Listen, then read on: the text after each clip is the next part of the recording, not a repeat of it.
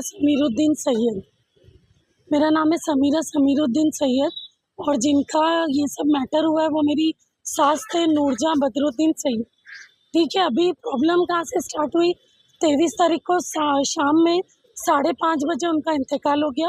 TMC hospital है जो अपना MM बली है वहाँ पर, और वो 1 तारीख से एडमिट थे वहाँ पर, 23 तारीख तक वहाँ पर वो एडमिट थे। ठीक है, उनका स्पाइन का ऑपरेशन हुआ था, उनके टाँके भी नहीं खोले गए थे जब उनका इंतकाल हुआ जब। ठीक है, वहाँ उनको ऑपरेशन करवा के जब लेके आ गए, ऑपरेशन में तो वो एकदम अच्छे थे माशाल्लाह। उसके बाद उनको थोड़ा डर की वजह से माइनर अटैक टाइप आ गया और उसके बाद वो वेंटिलेटर पर चले गए। 6-7 दिन वो वेंटिलेटर पे थे। 14 तारीख को उनका ऑपरेशन हुआ था, उसके बाद 6-7 दिन वो वेंटिलेटर पे थे। उसके बाद अल्हम्दुलिल्लाह अल्लाह का शुक्र हुआ कि वो नॉर्मल भी हो गए। ठीक है, फिर अचानक से पता नहीं क्या प्रॉब्लम हो गई। अब अल्लाह की मर्जी है, मौत मिट्टी तो अल्लाह के हाथ में होती है। उनका इंतकाल हो गया। तो जब 23 तारीख को शाम में 5:30 बजे हम लोग हॉस्पिटल में थे, हम लोग को मालूम पड़ गया कि ऐसे हो गया। तो हमने मेरे भाई को और हम लोग के बिल्डिंग का जो चेयरमैन है गफ्फार शेख, उन लोग को भेजे कि आगे जाओ आप लोग और दफनाने के लिए जो भी रीति रिवाज लगता है वो करो। ठीक है, तो लोग गए तो लोग मानने को ही तैयार नहीं। अमान कॉम्प्लेक्स इतना मचान अमान कॉम्प्लेक्स की वजह से कुछ समझ में ही नहीं आ रहा था। अमान कॉम्प्लेक्स के पीछे आती है माउंटेन वैली, उसके पीछे आती है आज़ाद नगर, सबकी वहाँ पर कब्र जाती है। और अमान के भी कितने लोगों का है जो वहाँ पर दफन हुए, ऐसा नहीं अकेला ये थे।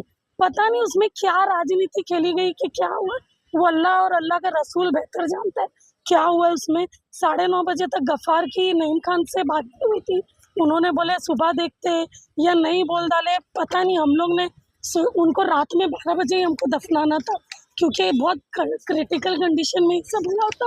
रात में बोले परमिशन आएगी, फिर हमको टाइम दिया गया सुबह का, हम लोग बोले चलो फजर में दफनाना देंगे।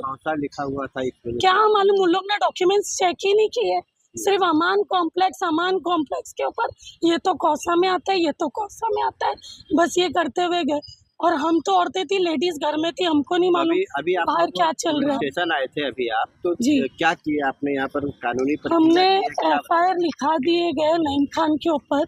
उन्होंने ठीक है हमारे साथ तो गलत की, मैयत के साथ तो बहुत गलत किए ही की। उन्होंने बाद में उनके घर वालों को भी नहीं छोड़े, उनके बच्चे लोग, हम लोग जो 1 महीने से उनके पीछे परेशान थे, उन लोग के ऊपर उन्होंने ये इल्जाम लगाया वीडियो में सोशल मीडिया में आके कि पता नहीं बोले पॉइजन पिला के लाए, क्या गला दबा के लेके आए, मुझे नहीं मालूम। बोले जब तुमको नहीं मालूम तो तुम कैसा बोल रहे हो किसी के ऊपर कि तुमको ये की। ठीक है, ये भी चीज हो गई। 28 तारीख को इनका इंतकाल हो गया था, आज 28 तारीख है। आप 2 दिन आप नहीं, हम लोग 25 तारीख को भी आए थे रात में 2 बजे। जब हमने ये वीडियो देखे ना, हम भी सब दुख में। आप ये समझो मैयत के घर वाले फ्री थोड़ी ना बैठे, मोबाइल देखते हुए थोड़ी ना बैठे। हम लोग के छत से हमारी माँ गई है, आजू बाजू वाली दादी नानी खाला नहीं, माँ गई है। माँ का दुख तो सबको मालूम है कि वो कैसा होता है। हम लोग दुख में ये भी नहीं देख रहा है कोई। सुनिए अभी आपने जो नईम खान पर FIR कराए, वो FIR क्या मामले को लेकर कराए वो बताइए। हमने जो वैलिड रीजन है, उन्होंने तो बहुत झूठ बोले, वो सब चीज प्रूफ करके बताया हमको। ठीक है, क्योंकि 1 महीने से TMC हॉस्पिटल में एडमिट है, वो कोई मामूली हॉस्पिटल में नहीं है। हमने इधर उधर डाला है, वहाँ पर नहीं, TMC का पूरा रिकॉर्ड है कि उनका कौन कौन सा ऑपरेशन हुआ है, क्या क्या हुआ है, वो सब रिकॉर्ड है। वो खुद प्रूफ करके दिखाए कि उनके बच्चे लोग ने गला घोट के पिलाए, कि हम पॉइजन पिला के मारे, वो खुद प्रूफ कर। जो उन्होंने हमारे ऊपर झूठा इल्जाम डाले, एक तो उनके माँ को तुमने तरसाए, मिट्टी होने नहीं दी है, 18-20 घंटे उनकी बॉडी को सताए तुमने, मैयत को वो चीज कर दी है, वो भी तुमको सुकून नहीं मिला। एज अ मुस्लिम इतने बड़े लीडर, तुम इतनी चीज तुमको समझ में आ रही, तुमको ये नहीं कि बच्चे लोग हैं, उनकी भावना है, बच्चे लोग मतलब माँ रहती है जो जिम्मेदार रहती है, जो सब कर लेती है, और माँ ही चली जाती है, बच्चे क्या करेंगे, उनको कुछ समझ में भी नहीं आता। तुम उनको भी सताओ, तुमने एलिगेशन डाले मोबाइल पे, हमने तो सुने, हमने रिएक्ट भी नहीं करे क्योंकि हमारे सर से वो दुख ही नहीं खत्म हो रहा था। फिर तुम घर पे भी भेज रहे हो, माफीनामा तो नहीं तो कब्र खोद के निकालेंगे, MM वाली में डालेंगे। किसने हक दिया भाई तुमको? सारे ओलमा लोग हैं, सब मुझे बता दो ये कहाँ पर वो सही बात कर रहे कि कब्र खोद के निकालेंगे। एक बार दफनाई हुई चीज को, वो भी 65 साल की औरत जो वो इतनी तकलीफ में मरी कि जिसकी कोई हक नहीं। घर पे कोई आदमी आता, मैं नहीं जानती वो कौन है, वो आए हुए थे और हमारे बिल्डिंग के लोग भी थे। हमारे घर में कुरान खानी चल रही थी, उनका तीजा था, सुबह में, रात में कुरान खानी क्या चल रही थी, बोला? इतनी मेंटली डिस्टर्ब थी।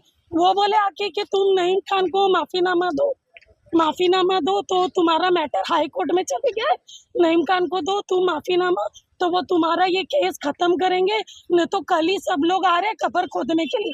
कब्र खोद के कोई दिखा देवे मुझे कि एक बार जो चीज दफन हो गई, कैसी भी हो गई, चलो ठीक है, तुमको अगर डॉक्यूमेंट्स का इशू था तो करवा के देते ना, सही, कौन सी बड़ी बात है, तुमको प्रॉब्लम क्या थी? अच्छा, आप तदफीन के लिए गए थे, जो मामले की परमिशन के लिए गए थे, आपको कोई पावती होती कुछ नहीं दी है, 1900 रुपए की, जब तुमको नहीं करना था कफन दफन की, सुबह में 1900 की पावती दे दी हमको, वो पावती दे दी 1900 रुपए की, कफन दफन का सामान की पावती दे दी है, उससे हम लोग ने सब करवा दी, कब्र खोदने का वो सब करवा दिए, लेकिन गेट पास नहीं थी हमको, गेट पास नहीं थी, और हमने कुछ भी नहीं करे।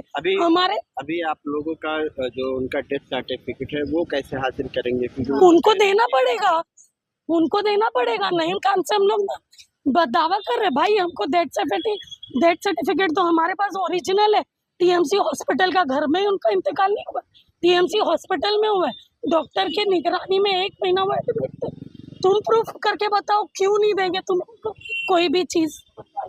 हमने नईम खान के ऊपर एफआईआर किया हुआ है, जिसके अंदर धारा 301, 299, 351, 356 और ये क्या लास्ट में 3/5 ये धारा हमने लगाई है।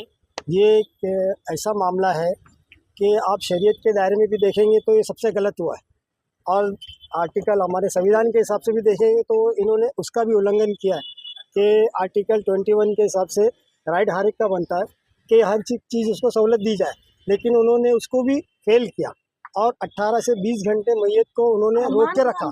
अमान कम्प्लेक्स जो मस्जिद के बाहर, मस्जिद के एकदम कब्रिस्तान के एकदम बाजू में ही है, और उन्होंने उसको कौसा करार दे करके उसको रोक के रखा। इसमें क्या पॉलिटिकल उनके इशू थे वो हम नहीं जानते, लेकिन उन्होंने शरीयत और कानून संविधान का दोनों का उन्होंने वो किया है। हमने उसके लिए उनको ह्यूमन राइट में भी जाएंगे, कोर्ट में भी जाएंगे, महिला आयोग में भी जाएंगे। अभी तो लड़ाई शुरू हुई है कि वो उनको पद से इस्तीफा दिलाएंगे कि ये इस तरह से एक के साथ नहीं और कितों के साथ करते होंगे। आज तो एक मैटर हमारे सामने आया है, इस तरह और किस तरह करते हैं, क्योंकि हमने सबसे बात किया तो बोले अगर कोई चेन्नई में रहता है, कोई गुजरात में रहता है, यहाँ अगर आया है, आपके रिलेटिव में अगर उसकी मृत्यु हो जाती है तो क्या आप उसको चेन्नई भेजेंगे? उसको यहाँ दफनाया जाएगा ना। जब आर्टिकल वो दिखा रहे, आपको डेथ सर्टिफिकेट दिखा रहे, नॉर्मल तरीके से हॉस्पिटलाइज होकर के वो डेथ हुआ है, तो आप उसको दफन करिए ना। तो आपने इसको इशू को क्यों बनाया, इतना देर उसको क्यों रखा? एक ऑपरेशन किया ही बॉडी आप इतनी देर रख नहीं सकते, गर्मी का टाइम है, आपने सब चीज़ को यानी मतलब वो किया, अपनी मर्जी चलाई है, तो उसके लिए हम उनको छोड़ेंगे नहीं। अभी तक हमारी लड़ाई स्टार्ट हुई है, आगे हम उनको देखो कहाँ कहाँ लेके जाते हैं। एफआईआर तो आपने दर्ज करा दी है जी, पुलिस उनको अरेस्ट करेगी? करेगी, ज़रूर करेगी ना। इतने सारे इनके ऊपर क्लेम लगे हुए हैं तो उनको करेगी।